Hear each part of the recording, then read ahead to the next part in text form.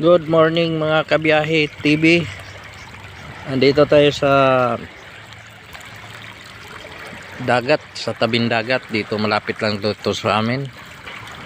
Bago ang lahat, huwag niyong kalimutan pag-subscribe.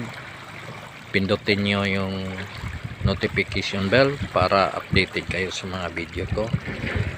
Mga ka-TV, dito po tayo sa sa tabing dagat. Paliguin natin tong yung natin, yung aso ko o yung tuta, kasi gamot daw yung yung dagat sa mga kati-kati, yung kati-kati sa aso o garapata o ano pa.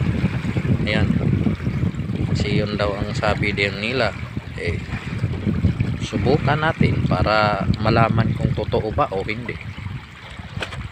Ayan yung tota ko. Yung tota ko, yun. Ayan. Ayan siya, oh.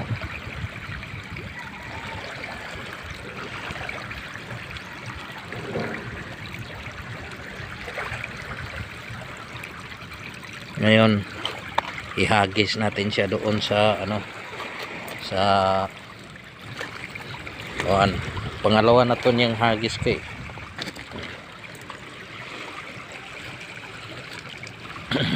Ayan, ito siya, oh. Hagis to doon.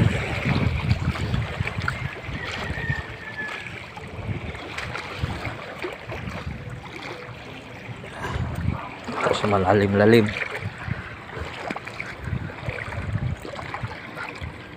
Ito, hagis natin kasi doon, malayo-layo konti.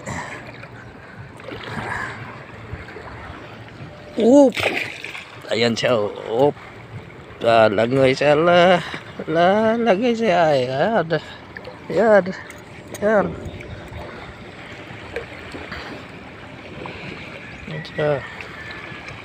Ayan siya, langoy.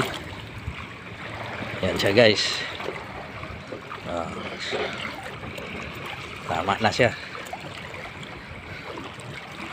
Nilalamig na siya, oh. Lalamig na siya.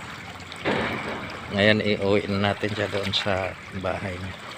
Hindi natin siya anlawan ng tubig kasi gamot daw yun.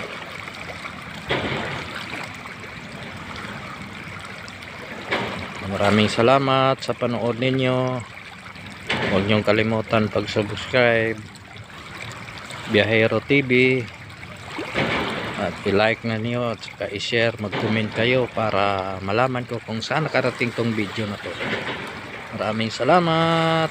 Thank you for watching.